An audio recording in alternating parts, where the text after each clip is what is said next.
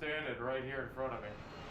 I capture this small figure right near a vat that has its lid down. This is the only vat that we've seen from the hundreds in here that has its lid down. Could there be a reason why the figure is manifesting by this particular vat?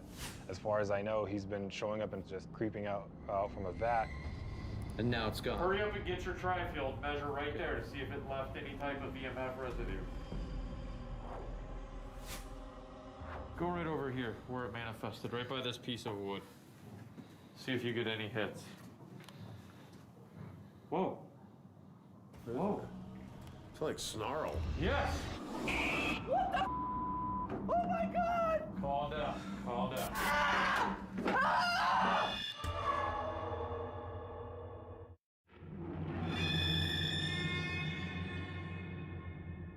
In the Graber vat room, after capturing a small figure on the SLS, Aaron and I clearly hear what sounds like a snarl. It's captured on camera, and none of us hit anything on the ground that could have caused this sound.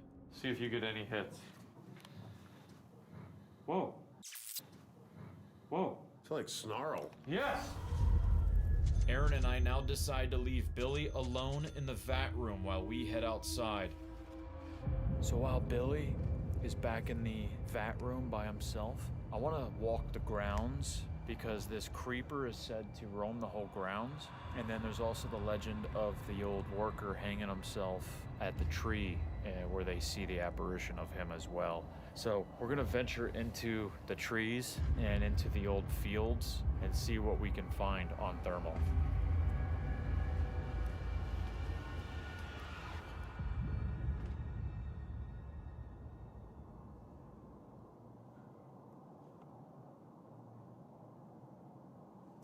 I thought I just heard someone. I just heard a voice. Hello?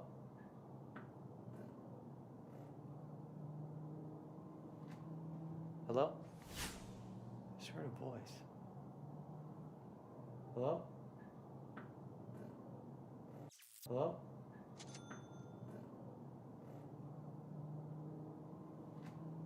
Hello? Show yourself to me.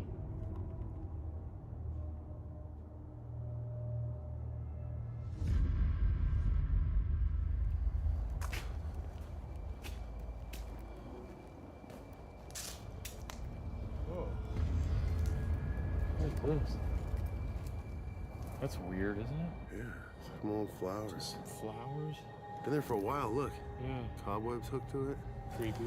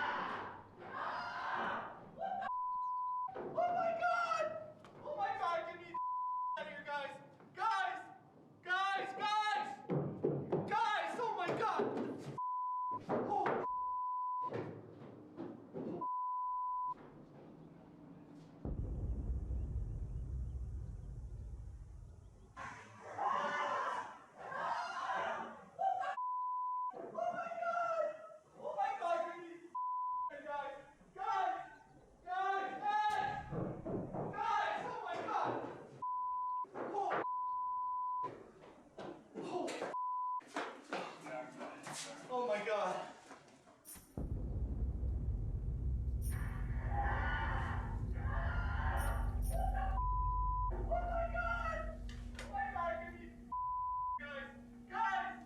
Billy, I'm with you, Billy. Oh my God. Zach, come in. Zach, come in.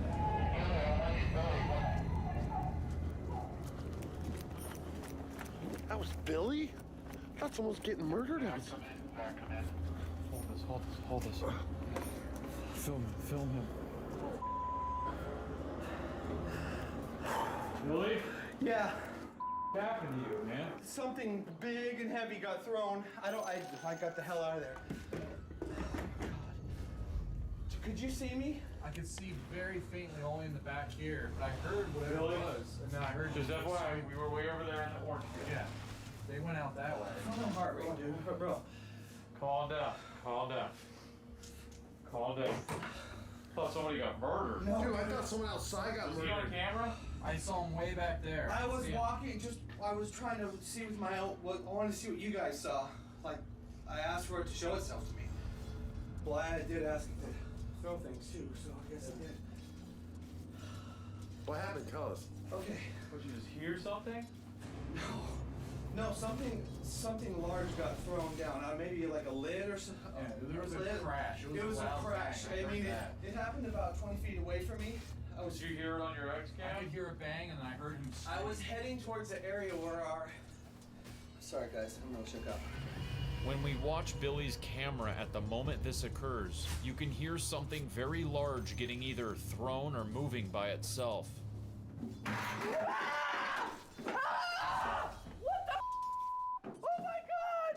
Oh my god, get me the out of here, guys! Guys! Guys! Oh my god! Billy's screams of pure terror may indicate the plan that this entity had to remove him from its territory. I thought a woman outside got murdered. Something happened. Someone died. I'm and sorry, she I was gotta screaming turn, for help. I gotta turn a light on, guys. This is terrifying. Man, I'm shook up. What? What was that? That's the most terrifying scream I think I've ever heard. Watch what you ask for.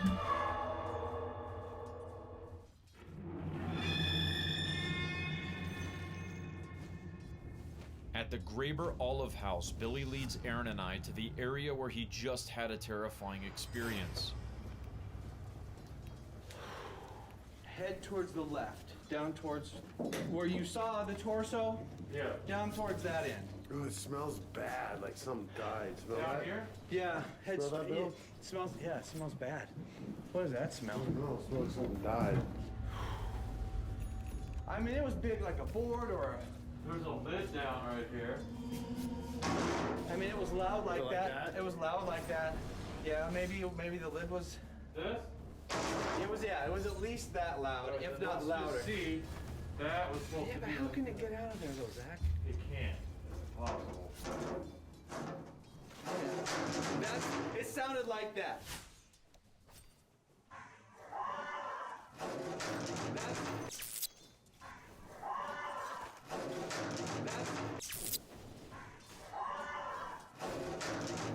It sounded like that. So I'm in the total darkness, clear over here, and I'm filming myself. Man, I'm shook up. This is. Imagine being in total darkness, and I'm right here like this, and I'm trying to see with my eyes, and I'm about to go in there, and that noise from over there makes that, like I just wanted to die. I was so scared. So I raced for my flashlight, and I ran out of here. And yeah, I screamed. I'm You think scared. it was that? It sounded like that. The one thing is that lid was down. Yeah. I don't know if any. I mean, there's 1,000 vats in here, so I don't know if we shot that one. Yeah. But I know that we did say that after looking at all these, we only noticed one over there was down that we captured the stick Yeah. figure on. And that was what was in question. Was the So I never saw a lid down over here. me neither. Is the figure we captured on SLS near another vat with its lid down also responsible for throwing this lid down?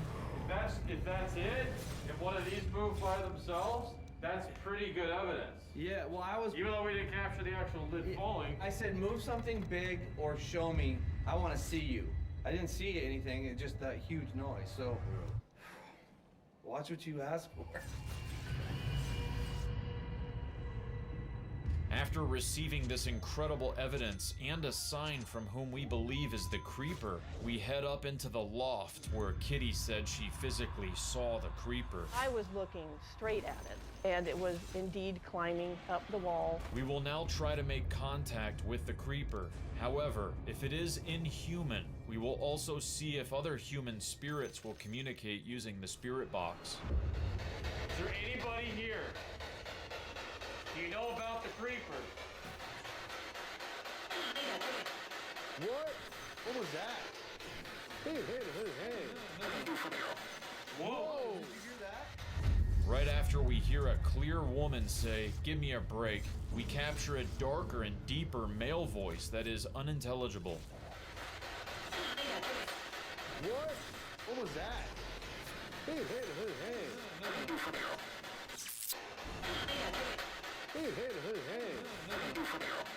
Whoa! Did you hear that? Okay, so that's it. We're gonna wrap up our investigation here. We had some good moments, Billy. That moment of terror, I think that you'll remember that forever. Forever. Aaron and I literally thought that you were dying, or somebody else was. We were in panic. That was a terrifying scream. That's the most terrifying scream I think I've ever heard.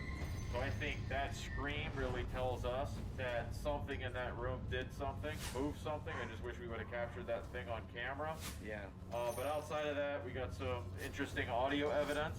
Towards the end of our investigation, we review the digital recorder we left rolling back in the vat room, and we capture these two unexplained voices that sound like they are speaking very close to the recorder, while you can hear us in the distant background as we are packing up.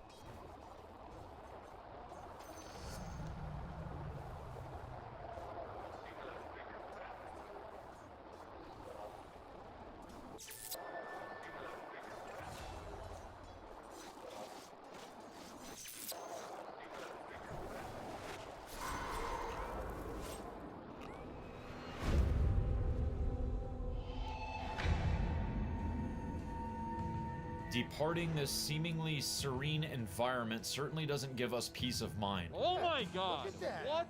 Almost We pegged. just got a 30 milligauss spike. The aggressive nature of the creeper. The multitude of voices. Whoa! And the overall dark energy that fills this historic location is chilling, with no signs of light breaking through anytime soon.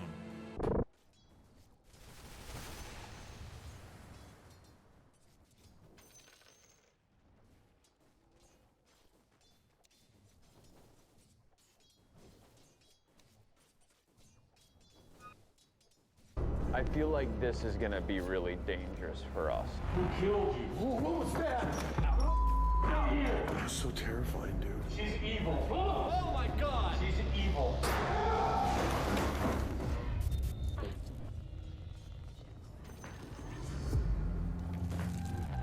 There are things in this world that we will never fully understand. We want answers. We have worked years to build our credibility, our reputation,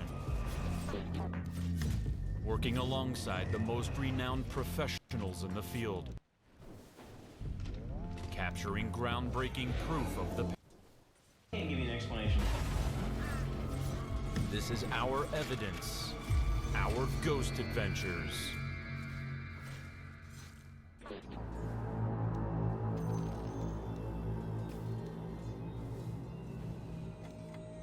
This is Globe, Arizona, and this part of the town that we're in is the Tenderloin District. And way back when, this used to be the Red Light District. This is where miners, cowboys, drifters, this is where they came right here to look for trouble. This is where they came to get drunk, to hire a prostitute, to look for opium. This was the bad part of town. Right over this side of me, there's a building here, and it's called the Drift Inn Saloon. It's been open since 1902 as a saloon. But we're not here for the downstairs bar. We're here for the apartments upstairs. That was where the bordello was. There are people living there. There are some other apartments that are abandoned. And I'm being told that there are multiple documented unsolved murders. And these people are living in that same space where the memory of those violent events are still reverberating with not only energy, but also intelligent and very dark, sinister spirits. Built in 1902 to house a saloon and bordello, This building was a den of nefarious activity from day one. Miners drank and brawled downstairs, while upstairs, the so-called fancy ladies relieved them of their earnings using seduction, narcotics, even murder. There is a long history of violent death in and around this building, and it extends to the present day. In 2018, 3 people were gunned down just a few steps away. As we're setting up for our first interview, a local man happens by. You can walk by. What are you guys doing? We're looking into this place talks about it being haunted. Oh. Ghosts and Yeah, stuff. all right. Yeah, I believe in ghosts and stuff. Yeah. So I saw something myself. I didn't believe them, but it was the craziest thing I've actually seen. It was like actual ghost in full form. And I just said, was that thing real? And I've heard voices over there screaming, but other people told me they heard me talking to them, like actually heard me talking crap to them. Right So you were screaming at them? Yeah, it's like screaming at them. Because I didn't know what they were. I thought I was crazy at first, but there were actual loud voices. So this town is pretty haunted. Yeah, pretty much. Just filled with a lot of activity.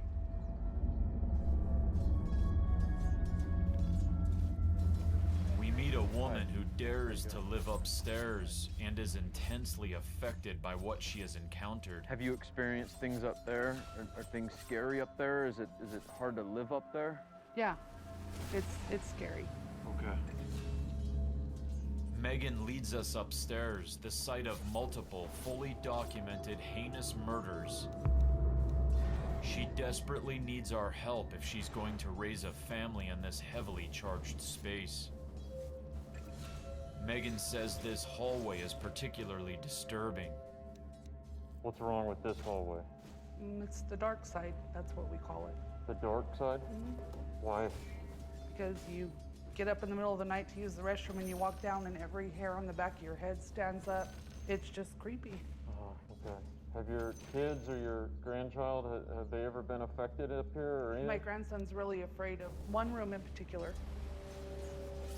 The reports of dark activity all center around room 12 and room 14. Room 14 is the one that terrifies Megan's grandson, so I ask him what he saw there. The monster fight the ghost and go fight the mushroom. Could the ghost and the monster be manifestations of victim and killer? After we release Megan, Aaron has a disturbing sensation. Hey, is there like a burn marker? Seriously, grab it. What's that? Like, it felt like something just grabbed me through, like its finger right in the back of my neck. Yeah, you got a red mark here. I take a picture and shoot video on my phone to give you a closer look. So you can see when I press. See how red that is? Dang. See that? It hurts.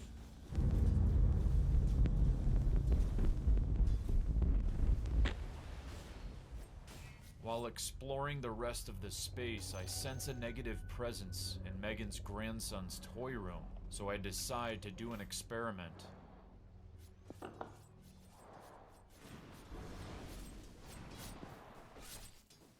Can you move that truck off of there? Receiving no response, I explore the rest of the room. I kneel down to look inside a tent, leading to a shocking series of events.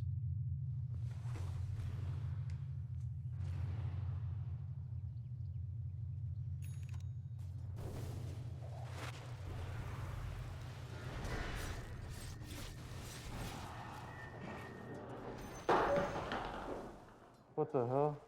What happened? That went down. That went down? It went down right towards you. You were walking by, it like came at you.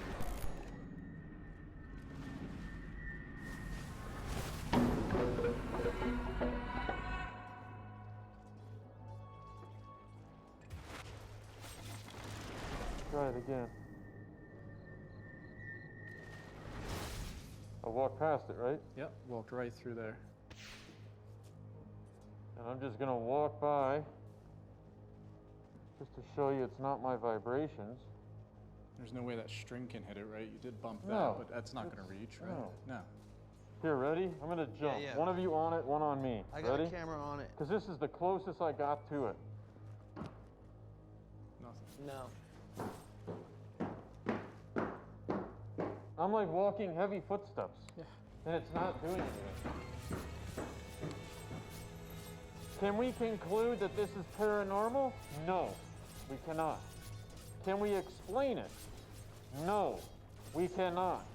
Did we try to debunk it? Yes, we did. So, I don't know. Unexplained, I would say. This is not the only unexplained thing that happens in this room. I was down there, I was kneeling towards there. I didn't say anything out loud, but when I was kneeling down, I felt like something pushed me forward, but I didn't say anything out loud. Yeah, I could see that. Did too. you see it? Yeah, you like kind of fell forward. I felt like something pushed me forward. Then I got up, and as I walked back here, the thing shot towards me. Is something targeting me in this former bordello?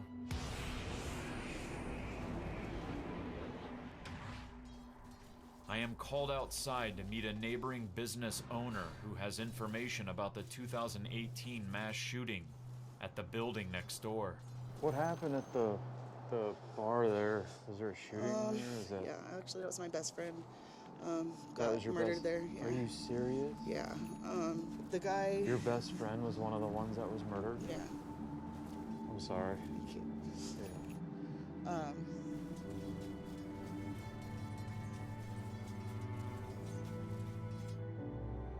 Do you know how many confirmed? He killed 3 people. He did? Yeah. He shot 4 people and killed 3. Do they ever know why it happened? I think the guy just wanted to kill people. I'm not really sure.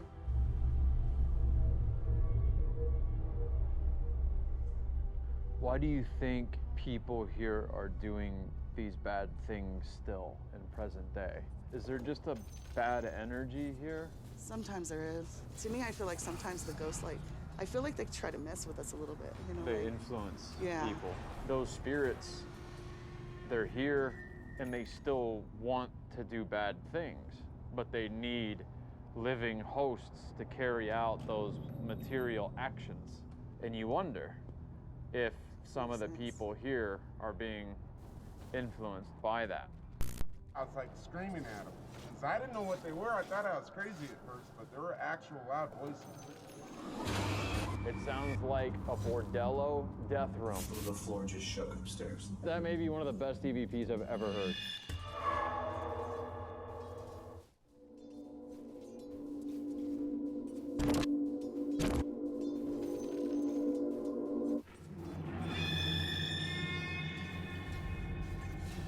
It's day 2 in Globe, Arizona, and I meet with the guys to go over our strategy.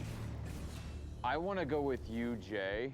I want to go over the research into those murders. I want to see any information that they put in the old newspapers. I've never seen those.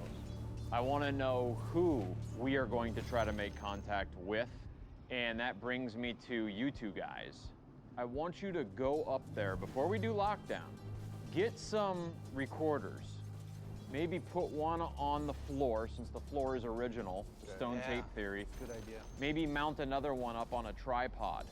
Billy, you were talking about this. You and I were talking about this earlier. Yeah. What do we want to try to do? This is a good idea. A secret EVP session where we're not engaging the spirits, but we're secretly setting them on record to see if we capture them Spiritual talking to us. eavesdropping. That's pretty That's cool. a good idea. Do me a favor, too. Get a couple walkie-talkies. Leave the recorders up there, go downstairs, and maybe ask a few questions using the walkie-talkie. Okay. Because I really like transmitting our voice through the electromagnetic radio waves, because that could pierce into their spiritual dimension. Yeah. Sound like a good idea? Yeah. Jay, let's go. Awesome. Let's do it. Aaron and Billy set up the equipment and come downstairs for this innovative experiment. What we've done is we've placed walkie-talkies next to the recorders in the hallway and in the toilet room. I wonder if these spirits know we're coming back to actually, like, antagonize them and get information.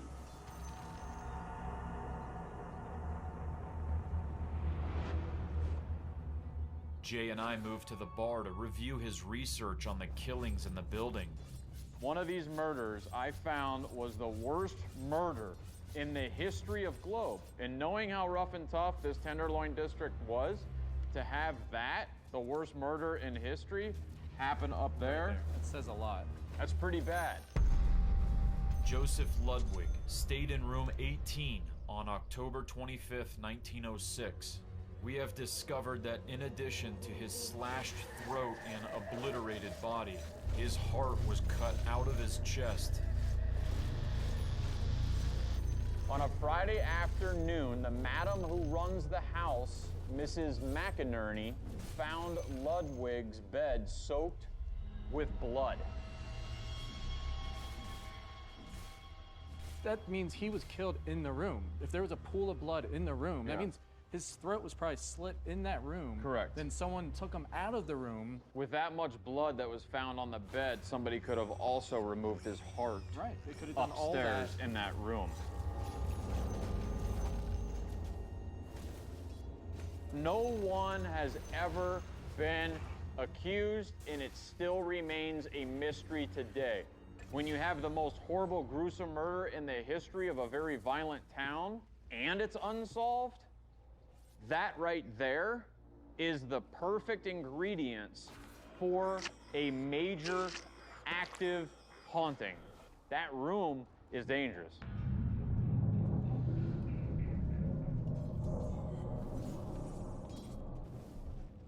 Aaron and Billy continue their attempts to provoke the spirits on the floor above them. I wonder what energy is more powerful, the women's spirits here, or actually Joe. I just heard like a moan upstairs. Did you hear that? I did hear that. Although our camera mics don't capture it, both guys hear a moan coming from upstairs. Who do you think the woman in black is?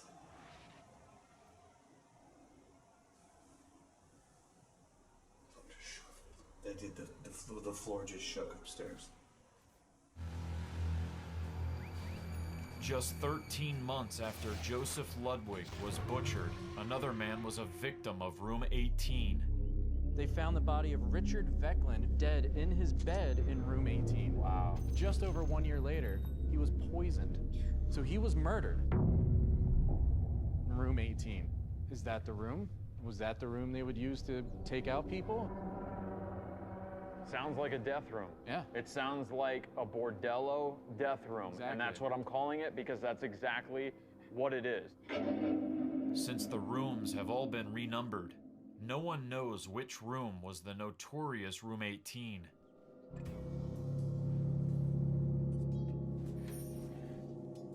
Joe, are you here? I need your help. Joe, make sure you come through tonight. We'll help you.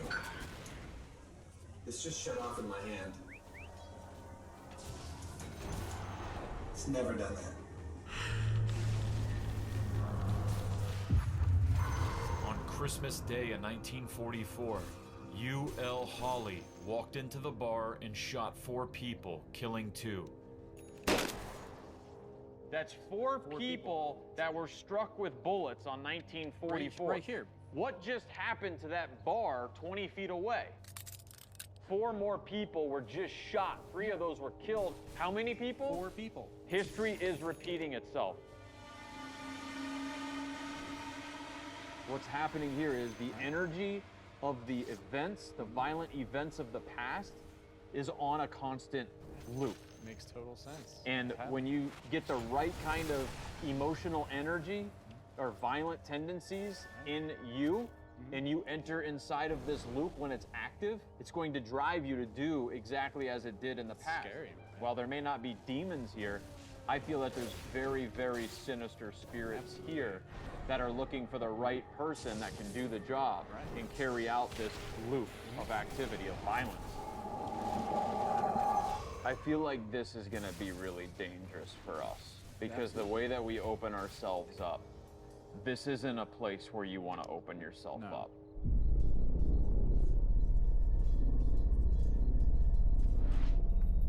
Aaron and Billy join us in the bar to review their evidence. Billy plays me an unsettling EVP. This is literally a full sentence. Let me hear it. Here's regular speed. Go upstairs and I can cut you. Yeah, that's exactly. He has aggression. He has aggression on cut you. The aggression in the voice. I felt aggression when I was up there yesterday.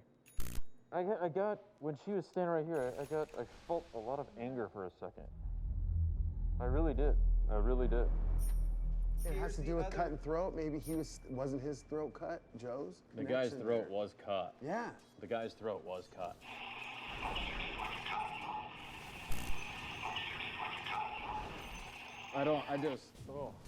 That crazy or what? I can't tell you like what I'm feeling listening to that. That may be one of the best EVPs I've ever heard. This is one of the top grade EVPs that we've ever captured. I had a feeling before we came here, knowing where we're at, knowing the history, knowing the murders, that we were gonna get something like this caliber of evidence, and we're getting it. Use our bodies to feel. Did you just hear that? I heard 2 footsteps coming up. Oh!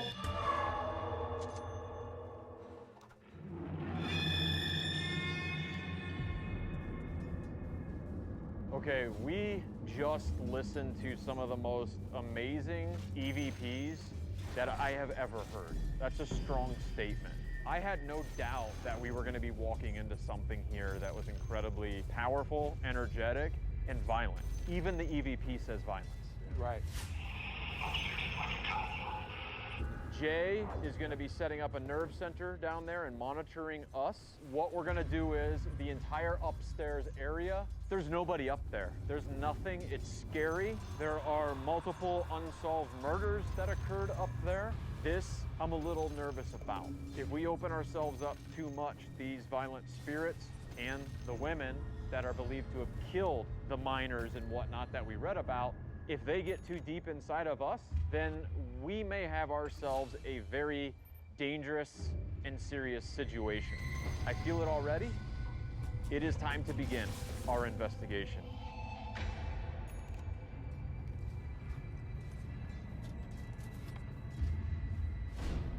Before we come up there and invite you, use us. Use our bodies to feel. I don't know how to do it. I just said don't mess yourself up. I'm saying stupid. Hey, guy. As soon as you walked into the building, the camera in room 18 just started going in and out of focus, like something's moving around in there. I haven't seen anything, but it's been perfectly in focus the entire time wrong before. As soon as you walked in, it started freaking out. As I'm making my announcements to the spirits, our X-cam shooting in this room, which many believe is the old room 18 where 2 unsolved documented murders took place, begins to go in and out of focus. And as we examine the footage even closer, we capture this unexplained, strange-shaped light anomaly.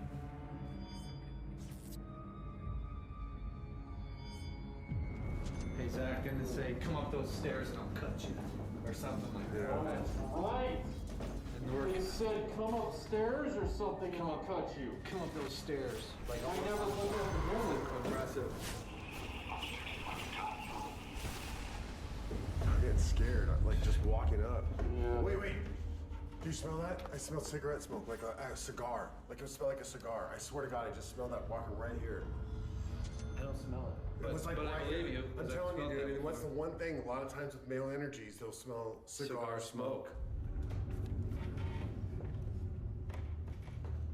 Where are you at?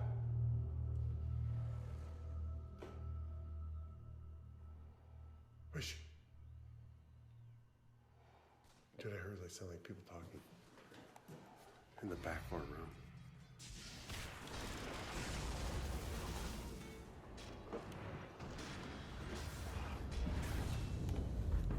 Whoa.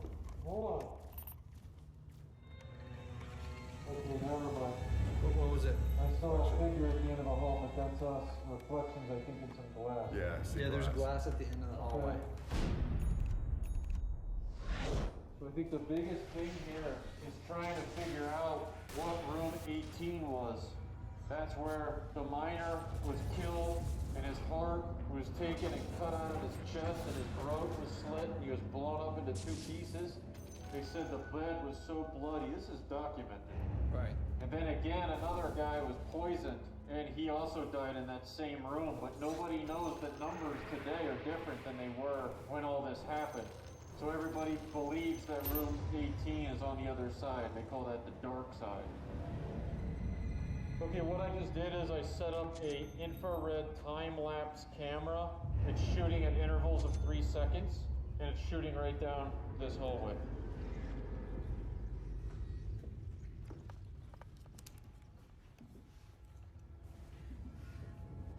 That's the original bed? One of the original beds? Right? Isn't it pretty weird here? Yeah, that was one of the original beds. Come in this room, Zach. It's weird. There's a really weird vibe. And I mean, like it feels like the room is vibrating. I have a question. How do they know that's not the original bed where these guys were murdered? They don't. Is there a dress hanging on the wall right there? So I'm seeing a dress hovering. Yeah. Yeah, there's a dress. There is? Yes.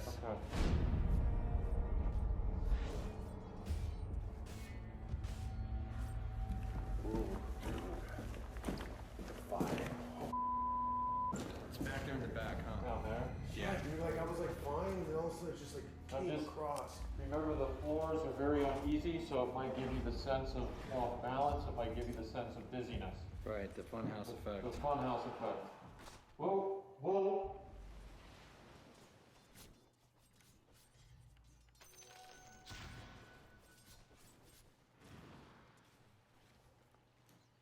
I heard 2 footsteps going up. Oh!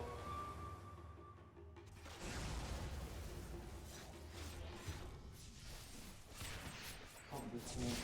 Up on you? Yeah, I heard 2 steps right here, and then I felt a coldness, this energy swirling right here. Did you just hear that? I heard a girl. A girl. Kid scream or something. Even though we all hear this disembodied scream with our own ears, none of our cameras capture it.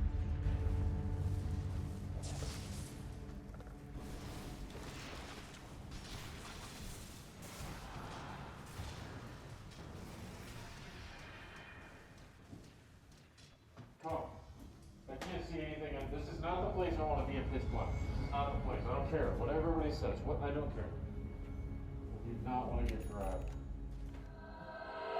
What was that? Did you hear that?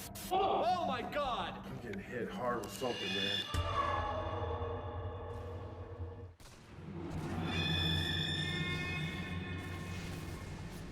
We're hearing screams at this former bordello in Globe, Arizona, so I pull out the digital recorder. Who killed you?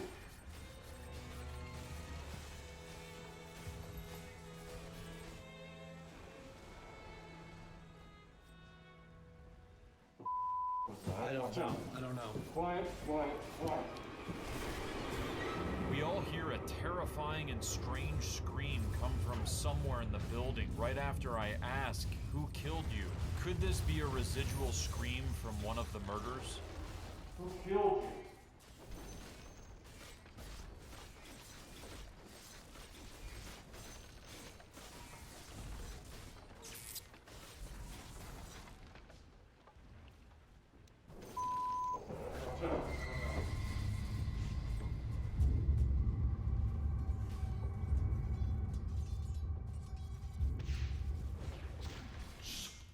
Guys. What? Whoa. Sound like at the end of the hall. Is that you? Again. Do you want us out of here? Make a big bang. Can you hear me? Make it knock if you do. There it is. Did you hear it? Okay, hold on. I'll look. Dude, I can't go anymore. Like, what was that? Did you hear that? Yes. Did you hear that? Yes, it was loud. That was like right out on the bat, like.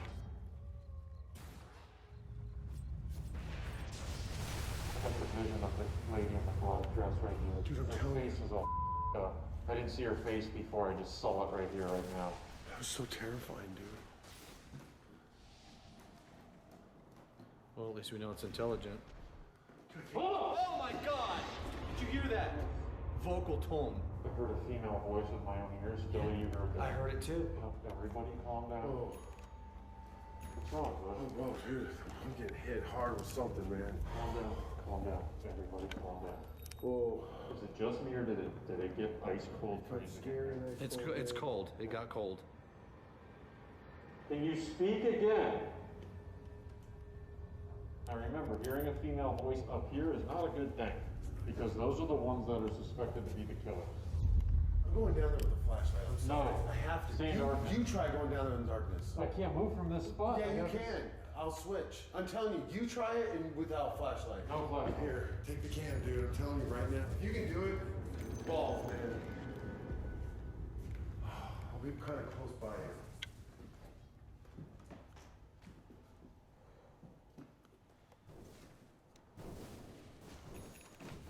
Who's making all that noise down here? Are you in the nursery?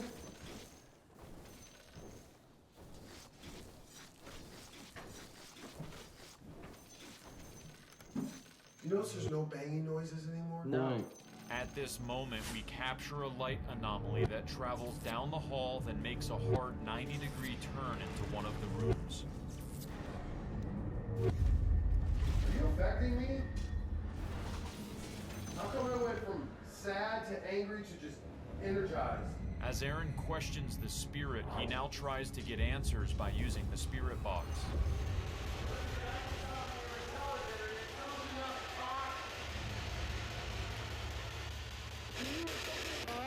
Hello, hi. Unbelievably, a female voice intelligently responds to Aaron by saying hello to him. Hello, hi. Hello, hi.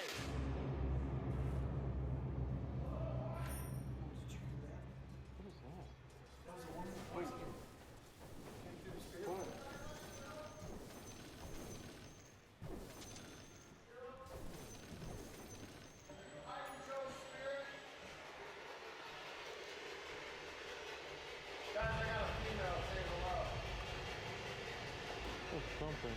Where should I go? Right after Aaron receives this hello, I capture this light anomaly shooting out of a room on the right. You buy the toy room? Who's in the toy room?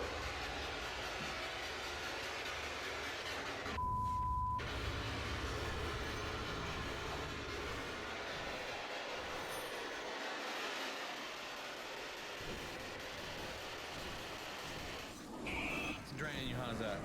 They're violent. Joe, where are you?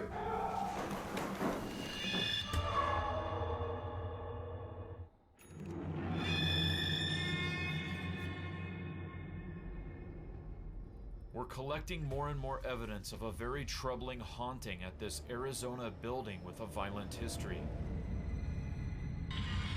As the activity is ramping up, all of a sudden all three of us feel as if the energy has been completely drained out of our bodies. I just feel very zoned out. Me too. Very, very zoned out. Like Can't using do our energy. anything. Do you think that I that's feel like I'm just going with the current. Like my body's just going with the current. Real floaty, right? Yes, very. I feel like I don't know what's gonna happen next, can't but I don't really really do care anything. either, though. Right, like you don't care. Because we received an intelligent hello response, Aaron and I try to communicate directly using the direct link device. Who is that? I just spoke. What's your name? Listen. I am listening. We receive another intelligent response, but this time from a male spirit telling us to listen. Who is that? I just spoke. What's your name? Listen. Listen. I am listening. What? This is incredible. The same female spirit now gives us a 3-word command. I am listening.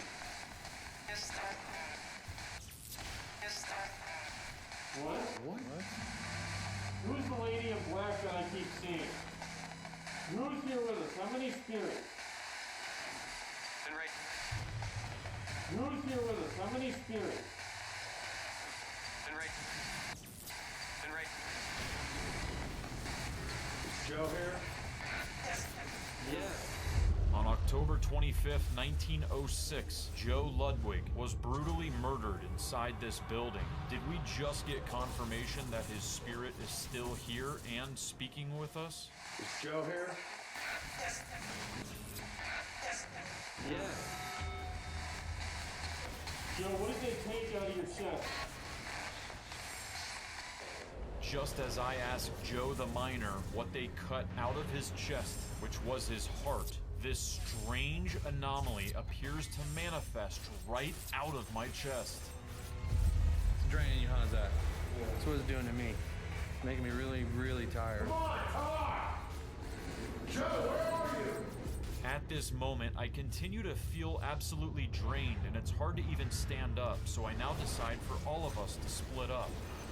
I will remain here in the toy room. I send Billy to the room where the original bordello bed is located, and Aaron heads into the alleged room 18 where 2 documented unsolved murders have taken place. We're in all separate rooms right now.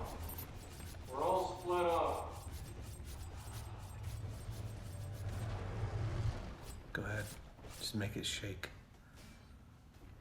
Shake the bed.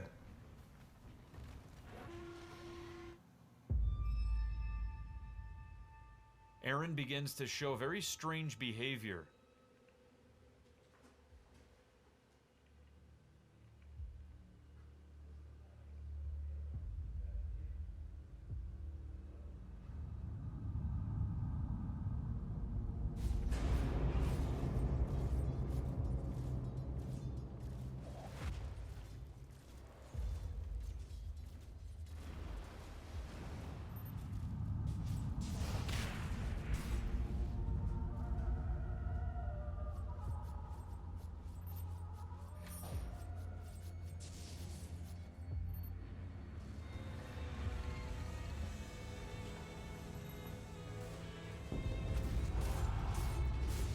Decide to set some toys up to see if the spirit can knock them over.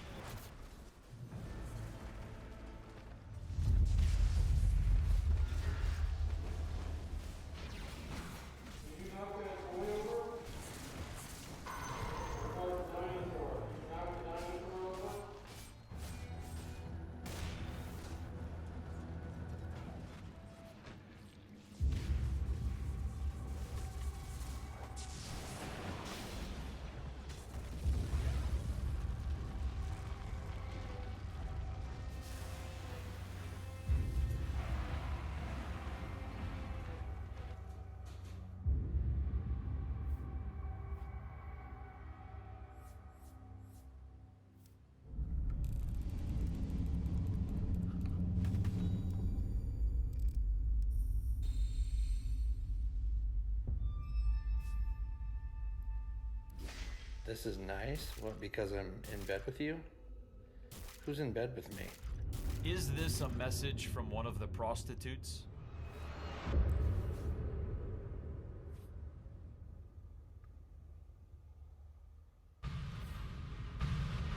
They're violent. Guys, the Ovilus just said that they're violent. I feel so drained right now. It's taken all of our energy. It's so weird. It takes all of your energy.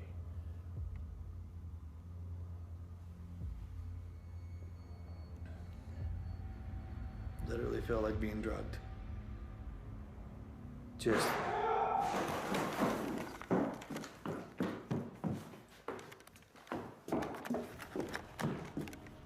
Where you at? How did the ball get down there? Whoa! She's standing here. Stay here.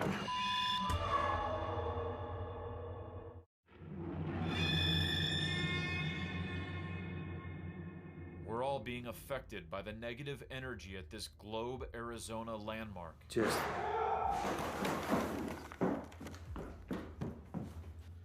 Where you at? What happened? I was sitting in the kiddie chair, and when I got up, I didn't realize that the kiddie chair stuck to my my butt, and some point in time when I stood up, it must have fallen. It scared you. So I got stuck in it, and then it released, I guess. At first, what I think is a loud, unexplained bang, we debunk as being this small kiddie chair getting stuck on my rear end.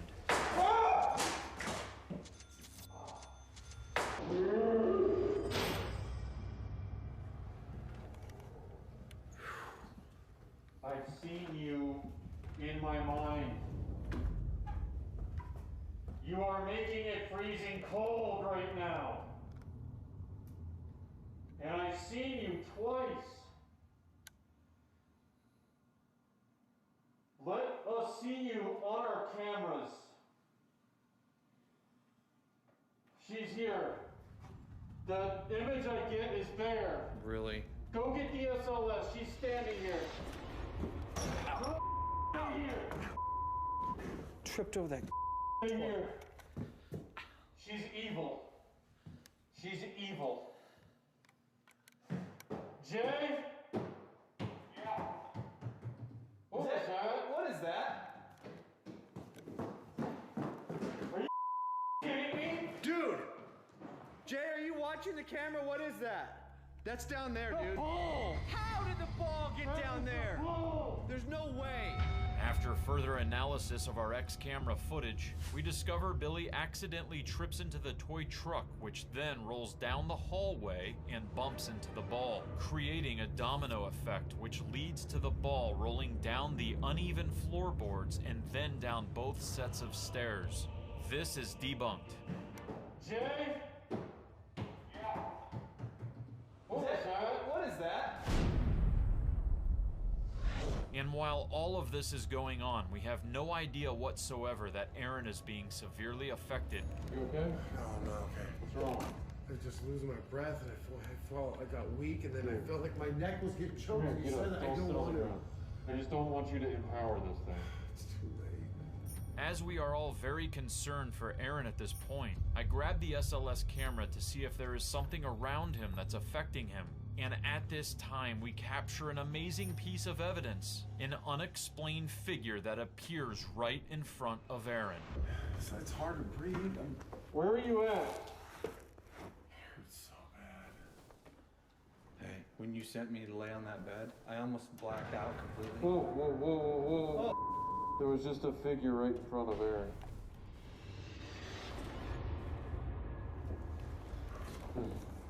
Hold on, my back. He definitely needs to go outside. Oh, I'm gonna shake you.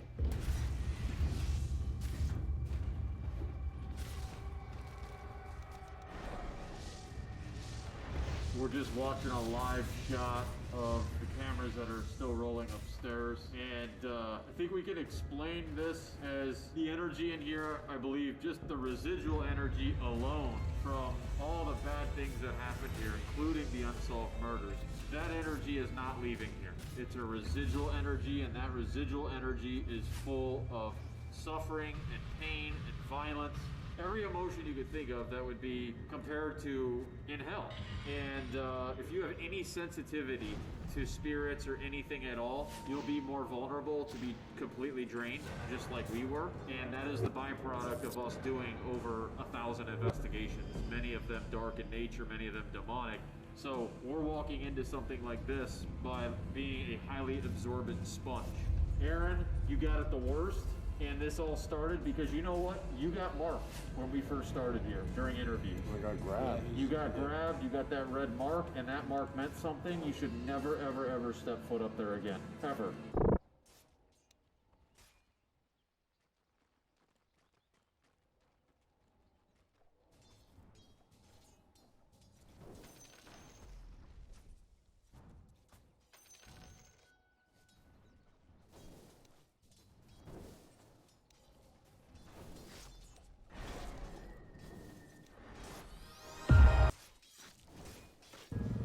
It's 2013.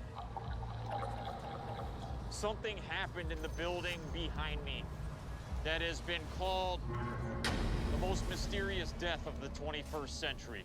I don't know how long it's been, over 10 years, that I have physically walked through those doors and begged management to allow us to investigate. The Cecil Hotel. This place has seen serial killers. Yes, plural. It has seen multiple suicides. Murder. Devil worshiping. Hauntings at a whole other level. And that mysterious death case that I was talking to you about, it involves somebody that you have probably heard about because you've probably seen and have been haunted by the elevator footage of Elisa Lam. For years, this mysterious unsolved case has terrified me. So we've come here to see if Elisa was influenced by an evil unseen force. As far as the Cecil Hotel, this is the first and the last time that they will ever allow anybody to walk into that building with cameras. It does not get any bigger and more sinister than this.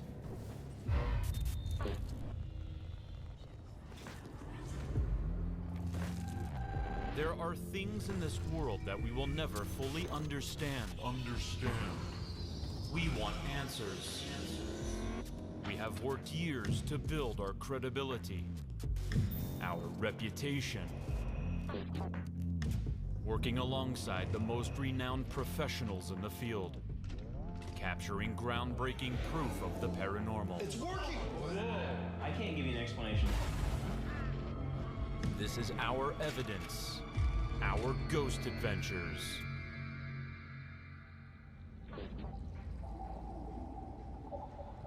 Every hotel has suicides. Every hotel maybe would have a murder or two. Not like this. You are a journalist. You cover a lot of true crime. You have done a book where you have done research on the Cecil Hotel. Can you tell me a little bit about Elisa Lam? Elisa Lam was a 21-year-old student from Canada. She came down here on a vacation. 21-year-old Elisa Lam was last seen nearly 3 weeks ago at the hotel.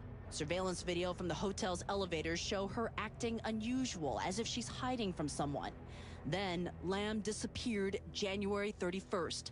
The boss never saw Lam, but knew something at their hotel was off. There was something wrong. The pressure in the water was terrible.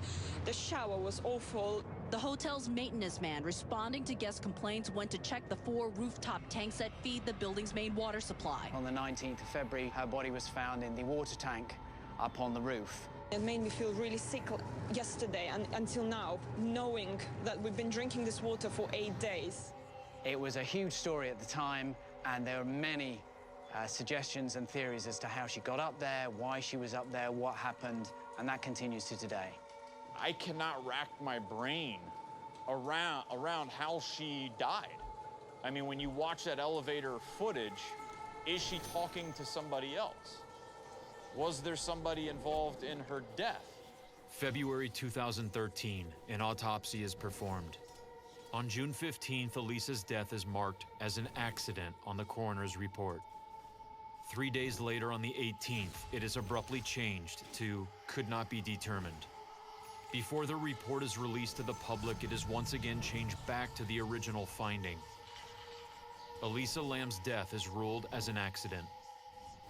So much mystery surrounding it, you can't help but introduce the theory of what has made this hotel have one of the darkest reputations, and that's the hauntings. Yeah.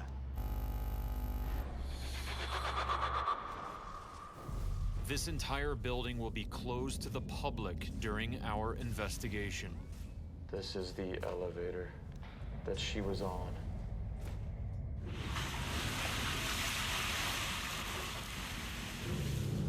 Here's a still that I took of the elevator footage, and I'm trying to know exactly what floor she was on by matching up patterns in the background here in the wall.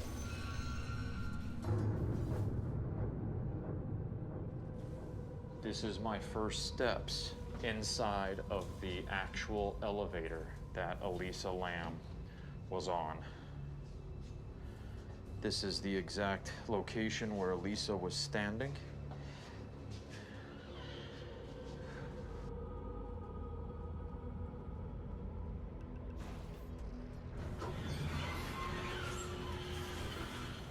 line up? Yeah, this is it. The security cameras right there that captured this. So in this footage, you can see Elisa Lam in this corner. She was like hiding from somebody. She then stepped out. She looked both ways like this. She went back into the elevator. These are the buttons that she was pushing nonstop. What was she doing? Who was she hiding from right here? Who was she talking to out here? She was standing here. She had weird hand movements right here. Her fingers were spread apart. She was moving in weird ways. What happened to you?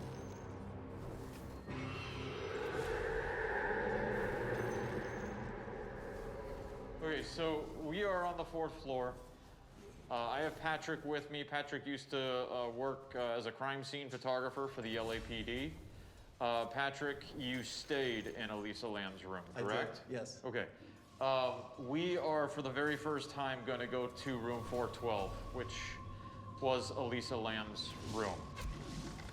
Elisa originally shared a room with roommates, but they complained about Elisa's strange behavior, forcing her to move into this room alone. What happened to you in here? I felt something on my neck, you know, choking me, and I panicked. Did you feel hands around I you? did. I felt something like this, you know, against my esophagus, like here, and it's like, and then I couldn't move. You know, it's like paralysis where you're, you know, it was a very, very disturbing feeling because you're helpless. You can't do anything. Could the entity that attempted to harm Patrick be the same entity that many people speculate may have influenced Elisa Lam on the day of her tragic death? I can't stay in there anymore, Zach. I just want to punch the walls. It's all right.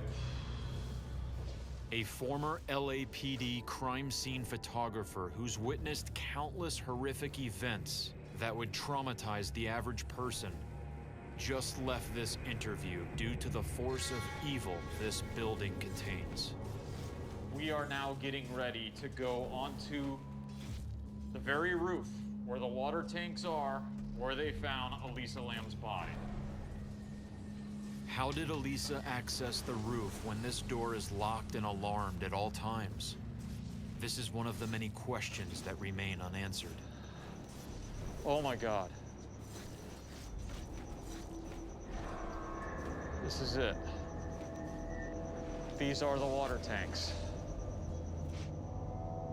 How did Elisa's body wind up here? She had no significant drugs or alcohol in her system. The coroner's report indicated there was no sign of trauma. The water tank where they found Elisa Lam's body is that one back there with the ladder still leaning up against it. I'm gonna climb up here. The incident is listed as an accidental drowning, but so many questions remain. Many speculate she climbed this ladder, opened the very heavy lid up top, jumped in. When Elisa's body was found, the heavy metal lid was closed. How could she have possibly closed it once inside the water? Her clothes, found at the bottom of the tank, were covered in a sandy particulate, suggesting they were removed before she entered the water.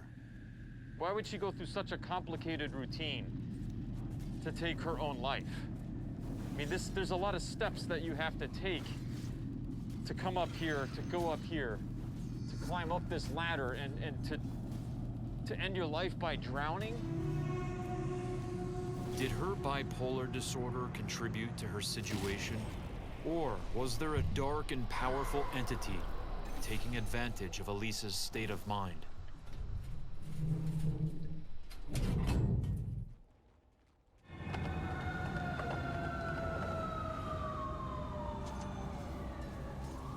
The death of Elisa Lam is one of the most mysterious cases the world has ever seen. What drove her to such erratic behavior? Could it be she was influenced by something conjured by a previous guest? So James, tell me about Richard Ramirez, and when was he here? Richard Ramirez stayed here in 1985. Richard Ramirez, a drifter from El Paso, Texas, and a self-described Satan worshiper, began his reign of terror in June 1984. Ramirez had gone on a killing rampage so grisly that Deputy District Attorney Phil Halpin said Ramirez had probably rewritten the book on serial murders. He was staying here when he killed. Yeah, he says 13 confirmed victims. He's supposed to have dumped some of his bloody clothes out the back here in this alley where we're standing in the dumpsters. Richard Ramirez was still alive in prison when Elisa's body was found. But is it possible that his devil-worshipping rituals that many say took place on the very roof where Elisa Lam's body was discovered may have opened up this building to a demonic infestation that could have influenced Elisa's disturbing behavior?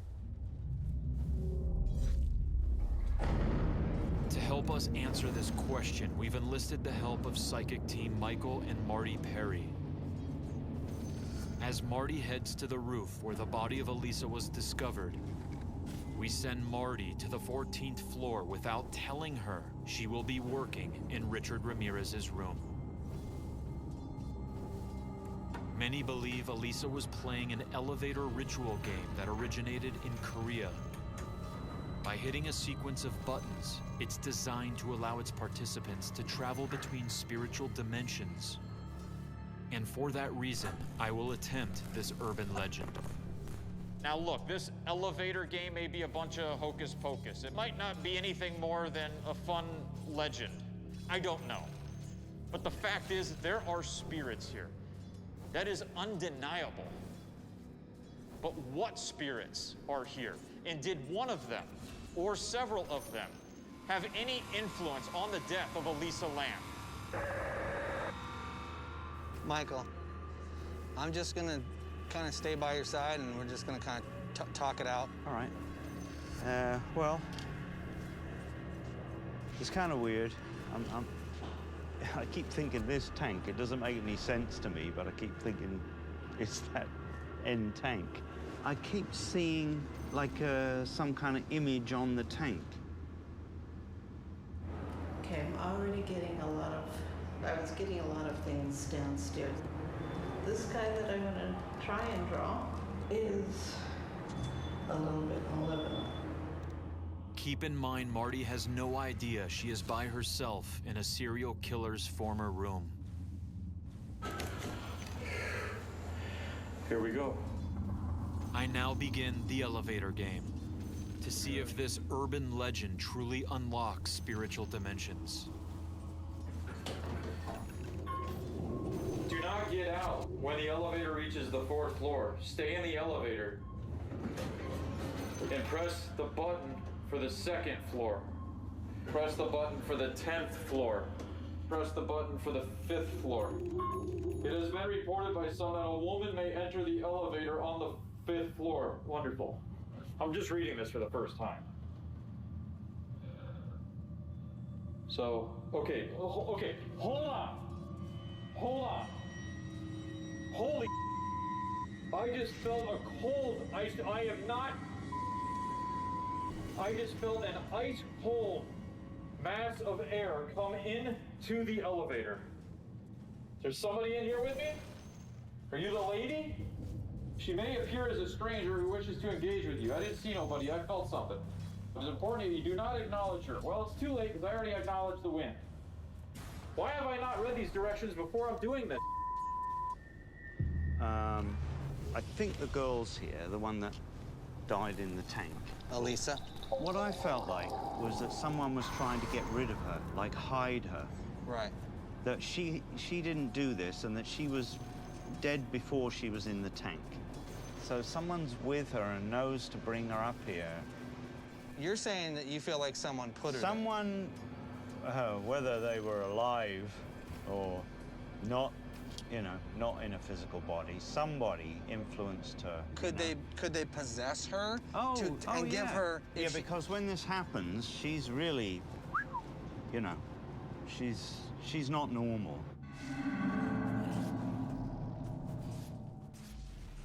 As I complete the final step of the elevator game, I enter the lobby when suddenly the elevator mysteriously shoots up to the 7th floor. Look at that. Why'd the elevator just skyrocket up? I didn't press that. It just went to the 7th floor. There's nobody on the 7th floor. Look, here it comes. Here it comes.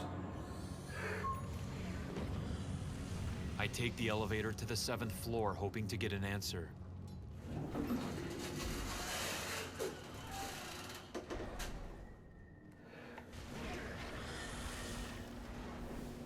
Is there somebody that got on the elevator with me? The energy in this place is pure panic, anxiety, tension. It's as if there are people walking amongst me, but I cannot see them. While Marty finished her drawings, Michael and I meet up outside her door. Why don't we go in? Hi, killer.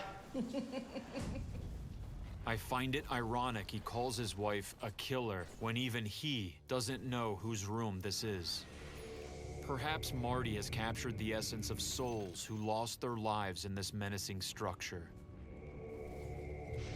Could this be Louis D. Borden, found dead in his room in 1934? Could this be Pigeon Goldie, a retired telephone operator who was murdered in 1964 in room 1016? But this is not all Marty has picked up on. I want to know who's a murderer right here. Hi, killer. Why are you bringing up you want to know about a murderer in this room?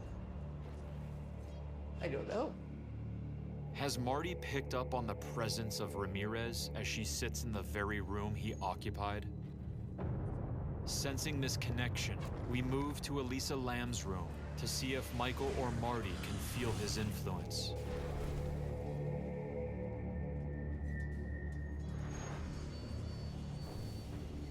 Richard is with me. He said hi to you. Why does he want to say hi to me? Well, he said, you got me. What do you mean I got him? Zach? What? Don't want to freak you out, but you have a scratch forming on your neck. Are you kidding me? Looks like it. Turn a Do little. you see that, Bill? Yeah, turn a little, Zach. Yeah. Are you serious? I've been watching it get redder and redder as you just stood there. Yeah, I don't feel good right now either. Yeah, well, he said tough. I'm getting a stabbing feeling on my eye. Just like Patrick earlier, I can't stay in there anymore. I have to leave this room. Hang on, I'm not gonna touch you, Zach, but see right there on the top, right here, Zach? Whoa, Your eye? yeah, that's... It's red as hell. Another unexplained red mark on my eye. Looks like you got punched in the eye. When Michael said that he's here for you, Richard, everything clicked. I brought his artwork here. No. Yeah. You did bring it. I did bring it. Guess where it is? It's in the closet of 14. Stop. It's in his room. Oh my God. 2 drawings. Guess what's on the drawing? What? Pentagram. What did Michael said he saw in the water tank? Remember what I said I couldn't see what I was looking at there on that tank? Uh-huh. It was a pentagram. Michael, Patrick, and even myself, we all have been deeply affected by the intense energy in this building. It's become clear Elisa Lam may very well have fallen victim to this same dark presence.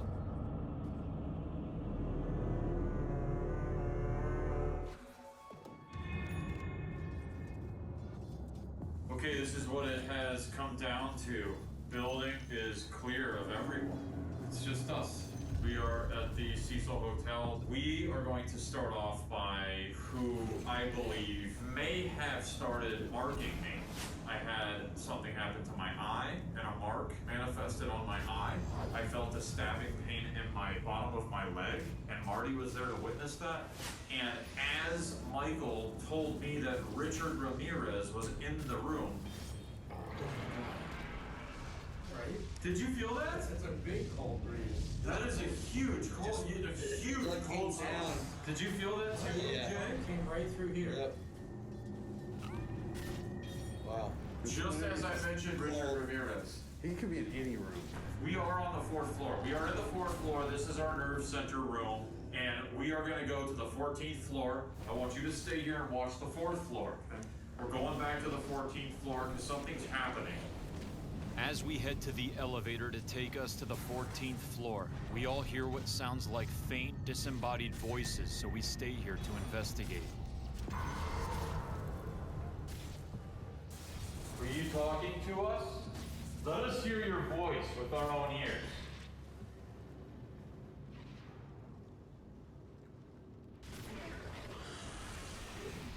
How many rituals have been conducted here in this hotel?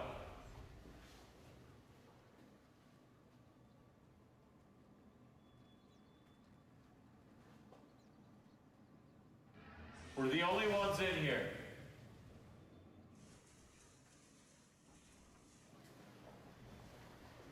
Elisa, if your spirit is here, if you're still here, we had people with us. I just saw a dark shadow on the right-hand side of my own eyes.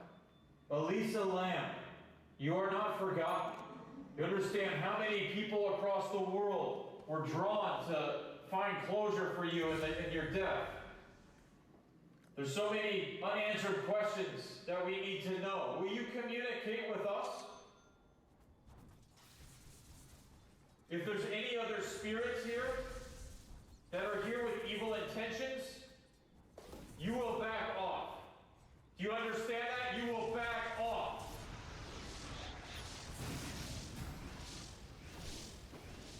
As we head down the hall and enter Elisa Lamb's room, I place a thermal laser grid sensor in the doorway and begin trying to make contact with Elisa's spirit using the polterpod. I am in Elisa Lamb's room. Elisa or any other spirits, can you enter into this room and you're going to communicate with us? And during this communication process, if you get enough energy from our reactions, our emotional energy, use that. Use our bodies. If you want to communicate through us, you may have permission to do that with any of us.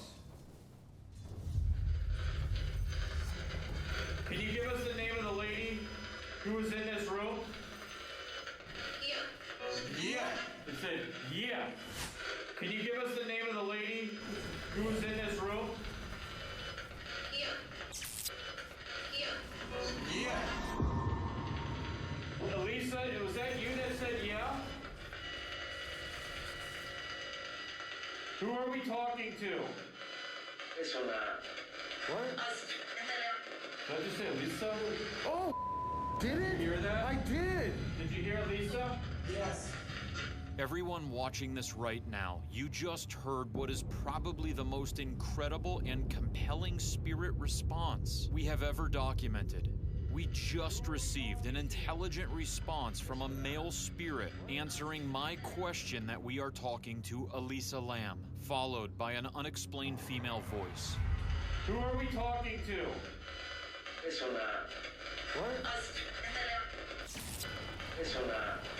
What? Did I just say Lisa? Oh, did it? Hear that? I did. Right after this amazing audio evidence, Billy notices the laser grid detecting a cold spot that's either entering or leaving the room. The thermal laser grid just lit up all blue. Something came out of that room into the grid. Still in shock from the audio evidence in Elisa's room, we continue to try to get more responses, but they suddenly stop. So we now decide to head up to the 14th floor to investigate serial killer Richard Ramirez's room to see if his devil-worshipping rituals opened the Cecil Hotel to a demonic infestation that many speculate could have affected Elisa Lamb and anyone else who enters this building to this day. Show us what you got. Any evil spirit? Richard Ramirez, any demons? What was that? Whoa. Is that you? No. Be careful. That was a straight up. You heard that, right? That was loud. We all hear and capture a disturbing hissing sound. Richard Ramirez, any demons?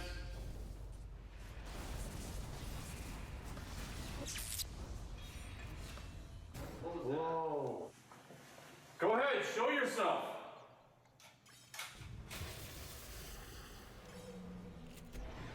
Richard. So much rage,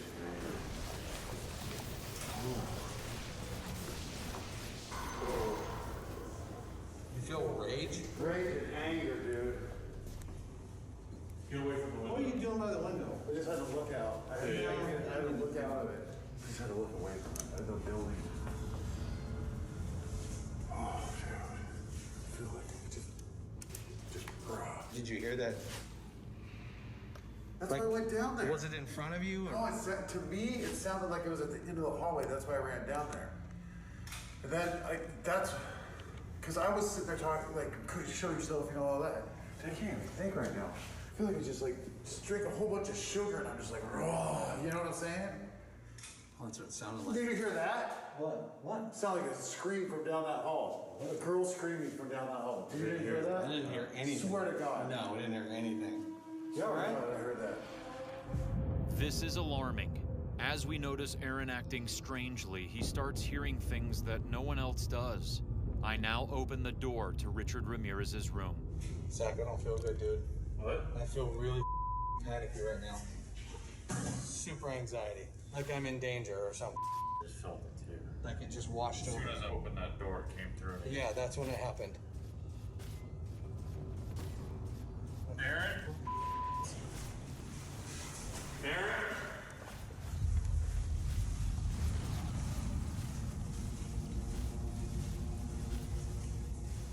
Aaron?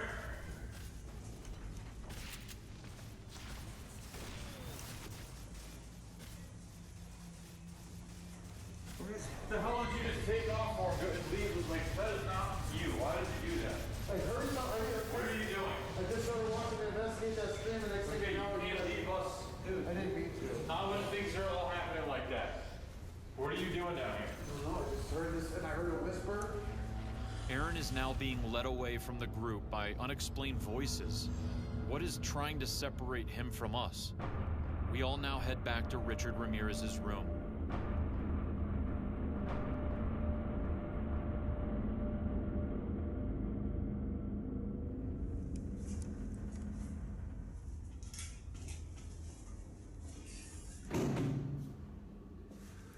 Dude, that was bad. No.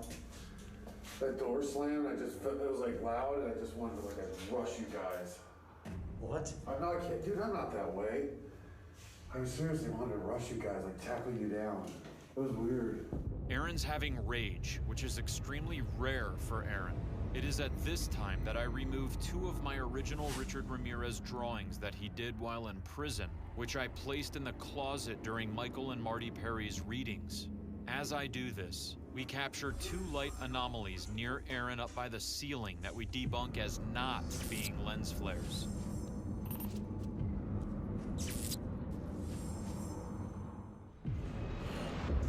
Go ahead, now you got us here. We all feel you. Move something in this room. Show us that you're here. Show us your power. We brought your drawings here. Why were you doing rituals in the hotel? Are these the demons that you were summoning to possess you to kill? Aaron, I want you breathing, calm it down. I'm not trying to, dude. I know, it's just loud. Well, I can't help it, man. These are masks and I can't breathe and I'm irritable and I'm just like a mess right now. Sorry. Go ahead. You want to make us fight and be irritated? Keep it going. I want to see proof of your existence here. It's really hard for me to concentrate and hold on. I just feel like I'm gonna go into full-on rage. Like, I'm no joke, dude. It's so not like you. Like, I want to get out of the room, and I'm not Stand trying. your I ground. know.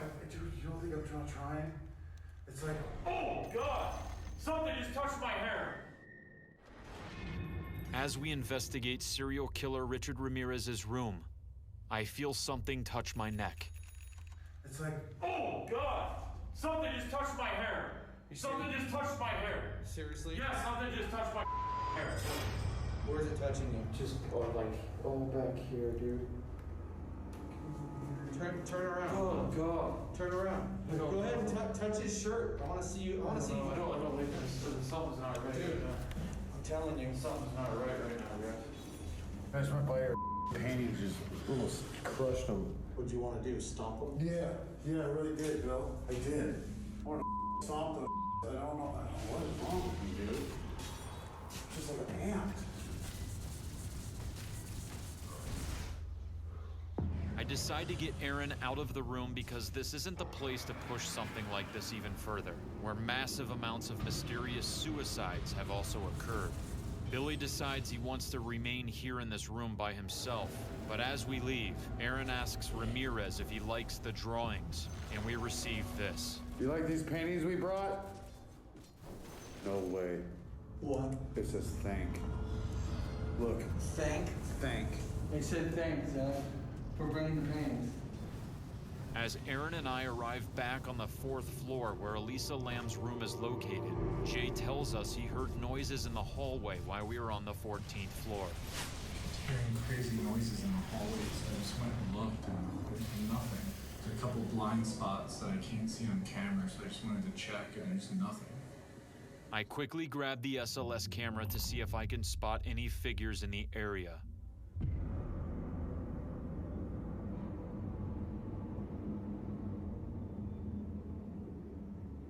Lisa, are you still here in the elevator?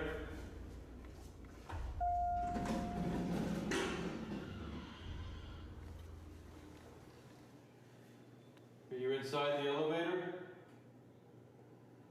Is anybody inside the elevator?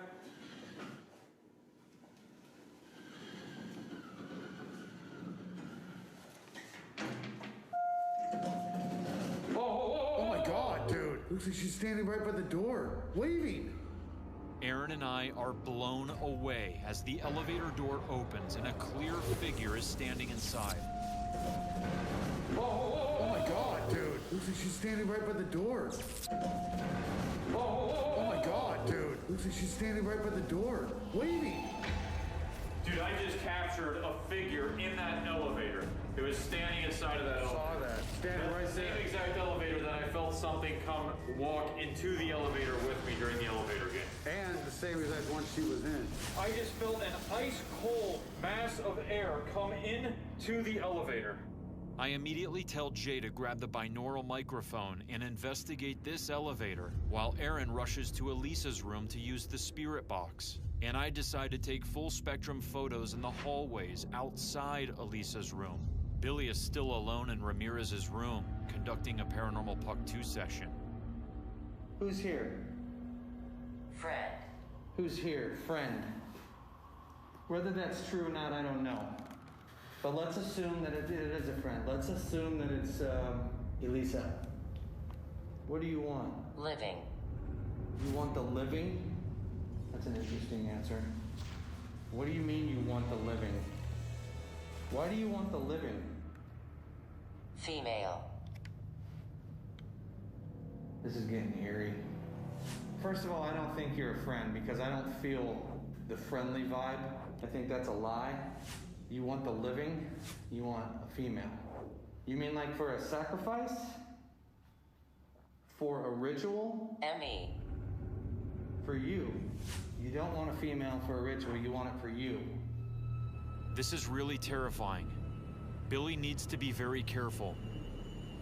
We believe a very dark entity is playing a game with Billy, telling him it's his friend that wants a female living person for itself. Is it mocking our investigation as we search for answers regarding Elisa Lamb's death? And is this the same entity that unbelievably said Elisa's full name in her room? Jay now further tries to make contact with the SLS figure Aaron and I just captured. And as he enters the elevator on the 4th floor, watch the other elevator open unexplainably.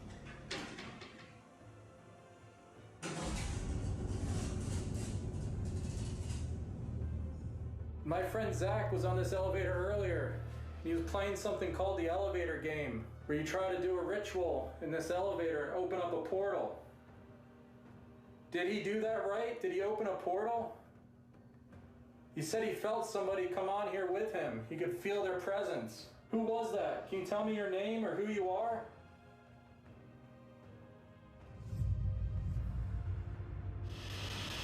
Was Ramirez in here? No. Was Ramirez in here? No. No. As Aaron is inside the room trying to get more answers, I'm outside in the hallway also trying to communicate. Talk to me when I pass you. As I receive this unknown male response, I immediately use my full spectrum camera and take rapid fire pictures. As you can see in this first photo, nothing appears. But in the second photo, a dark shadow figure appears to the left. And as I take the third photo, it gets closer to me.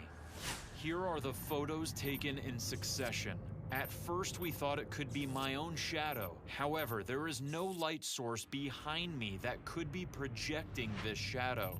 We are not able to explain this dark shadow figure. After adjusting the brightness and color of the photos, this unknown shadow figure can be seen much more distinctly. As the night wears on, Jay continues his investigation of the elevator where Elisa Lam was photographed just moments before her death.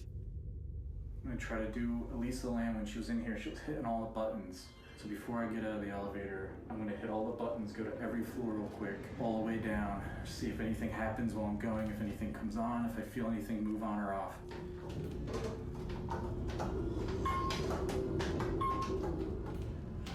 Seven. Why did this take me to 7? The first button I pressed was 15, and it just took me to 7. That is weird. That is really weird. That's the same place that it took Zach.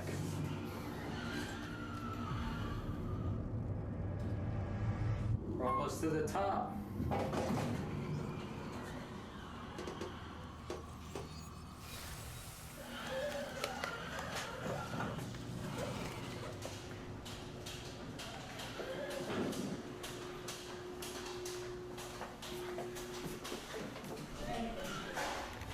Listen closely as Jay captures an incredible female disembodied voice that says, "Hey, is this Elisa?"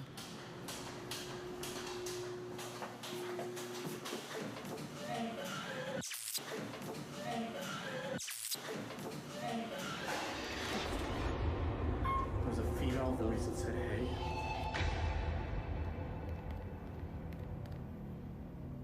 Where's Richard? Who killed Elisa? I want to know if Elisa's spirit is still here. Present. She's present? Why? That's not good. This is a chilling response. Is Elisa Lam's spirit telling Billy that she is in his presence? This next response is even more disturbing, yet truly remarkable. Who killed Elisa? Answer me. Being. A being. What kind of a being? Was it a living being? If that's true, and Elisa's spirit still is here at this up hotel, it just makes you sad. Elisa, if you are trapped here, I'm offering for you to come with me, to be near me, and I will do whatever I can to make sure that you move on. Is this further evidence that Elisa Lam was affected and influenced by a dark entity or spiritual being? From this first part of our investigation in the Cecil Hotel, we can definitely verify that all of us were affected by unseen forces. It was hard to be in there and investigate. All of us were constantly arguing with each other, beating each other down, just irritated. Everybody's irritated with everybody. Aaron wanted to body slam us. I was getting on his ass about everything. Billy's coming in there, getting irritable. Just, it's not a good environment. So you gotta understand, you go in there and you're asking for demons to do something. That's not how they work. That's us, that's our instinct. That's our investigative instinct. There's sirens down here every second. Every 30 seconds, there's police sirens. There's something's going on. A shooting, a murder, whatever. It's just bad, bad, bad. And it's just fueling this building. Look at it. Look at that building. So the evil that is in this building, it's staying in this building. When you walk into here, it's on you already. It's so psychological. The demons are in there. They're messing with your mind. That's how they work.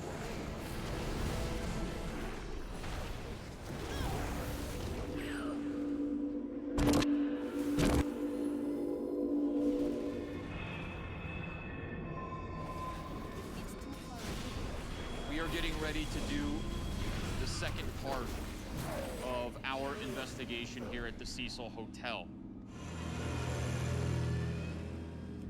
During our first part, we focused solely on the mysterious death of Elisa Lam. Now it is time to unlock the doors of all the other floors that we never went on to really learn the details of all the other countless murders, suicides, and hauntings. The Cecil Hotel was built in 1924. With its lavish marble lobby, it was a destination for travelers from across the globe. But just 5 years after its inception, the United States sank into the Great Depression, sending the Cecil and the surrounding area into a downward spiral, plunging the hotel into darkness. Over its 8 decades in existence, this structure has seen unthinkable tragedy. There has been an astonishing 18 known deaths here. Even the Black Dahlia was seen at the Cecil Hotel bar just 3 days prior to her gruesome death. The Cecil was home to serial killer Richard Ramirez during much of his horrific killing spree. And Jack Unterweger, a serial killer from Austria. Jack Unterweger preyed on prostitutes, some just blocks away from the Cecil. The Cecil Hotel is cursed. To prepare us for our upcoming lockdown, we've invited local historian Scott Michaels, who is well versed in the multitude of deaths here at the Cecil. Okay, Scott, following you. Okay. He will lead us to the many rooms where countless lives came to an end. So 704. This was the room of Helen Gurney. There it is. This is it. In 1954, Helen Gurney literally stepped out of this window, and she landed on the marquee directly below. So Helen Gurney, literally, her last second alive was right here.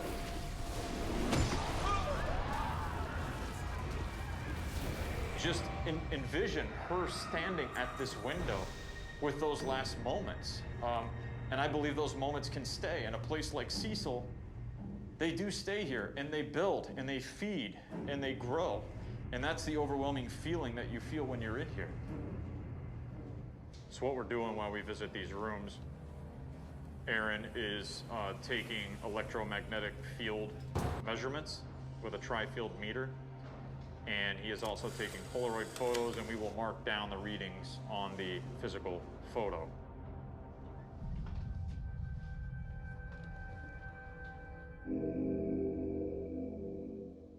Okay, we have reached room 712? 712. What is symbolic about room 712? You know, there's several sinister stories about this place, obviously, but I think the most bizarre, sinister story happened with a man that was staying in this room. And his name was Jack Unterweger. The serial killer? Yes. Okay. Yes. In 1974, Jack Unterweger was convicted of murder in Austria. After serving 15 years in prison, he went on a killing spree that would eventually take him to the Cecil Hotel. Aaron? Yeah. Come over here with that thermal. Okay, you ready? Yeah. We're just gonna see if we can capture anything in these rooms. Unterweger stayed here for a couple of months, supposedly, you know, well, probably seriously studying Richard Ramirez. But what really was crazy about it is that while he was here, under the illusion that he was going to be documenting true crime, he actually committed true crime. He killed at least 3 women while he was staying here. He beat them, strangled them with their own underwear, and left them there. And these were unsolved crimes for a while. Is he dead? Yes, he committed suicide in prison. Are you serious? Yeah, he hanged himself. The energy here is extremely heavy. Aaron, getting some movement here.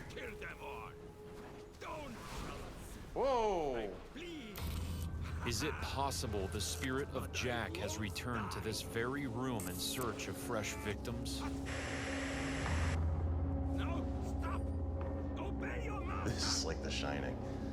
It really is. September 1944. Dorothy Purcell was sharing a room at the Cecil Hotel with her boyfriend, shoe salesman Ben Levine. Purcell, apparently unaware she was pregnant, went into labor. She later testified she did not want to disrupt the sleeping Levine, so she gave birth in the bathroom. Believing the child was dead, she threw it out the window. She was arrested and charged with the murder of the baby, but was found. Oh, God. Threw her baby out the window. Yeah, yeah. Oh, my God. She ended up being declared temporarily insane, and she wasn't charged with the murder, or they didn't. Temporarily insane. Yeah. So that must have indicated that her behavior was completely AWOL. Right. When she was in this building. Why was she feeling that way when she was in the hotel? So it's weird that somebody in this room went temporarily insane, threw her newborn baby out the window, killed the baby, and directly across from that room, later, would be one of America's most evil, vicious serial killers to ever walk the face of this earth, Richard Ramirez. This guy was doing devil worshiping here. Was Richard Ramirez drawn to the same energy that many believe drove people insane in this hotel to do very bad things to others and themselves? And many people speculate that Elisa Lam was also being influenced by the energy or entities of this building. Does something here affect those and infect those to do the ultimate acts of the devil? In the middle of our investigation, I get a call from my friend Scott Grunwald. He's downstairs and wants to share a troubling experience he had at the Cecil. Some places, they just get in, you know, and they get and they fester in you, you know. What happened here, dude? The minute we came through these doors, about 20 feet in, you can feel it. It's heavy. We were in the elevator. We were getting ready to go down, and I was with Scott, and we were hearing like voices coming in and out. Scott was acting weird for him. How was he acting? Dark? Dark, like, well, just like really like grumpy, and like I was trying to talk to him, and we were gonna go to dinner later, and I was like, well, I'll come and get you later, and he was just like went in his room and he didn't say anything. I don't even remember till she reminded me that I acted weird. My face looked different. I just kind of turned around and walked away from her, leaving her in a dangerous place, possibly, I don't know, and just going in my room and passing out. I was petrified, and so I got up in the middle of the night to go get him up. He did not answer. Nothing. I didn't hear from him until the next day, and I was like, I had to beat on the door to get him to wake up. And that's not like him, huh? No. Very few places, very few places have made me feel that way, and this is definitely one of them. It's a serious feeling of dread, more than the feeling of dread. It's terrifying.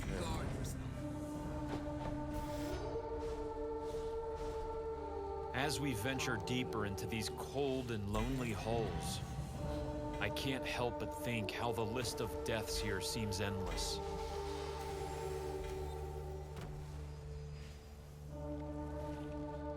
1962, there was a woman named Pauline Otten, I believe was her name, and she jumped from her window somewhere on this floor and actually landed on a man walking by. No, and killed him. Killed him. Okay, let's move on.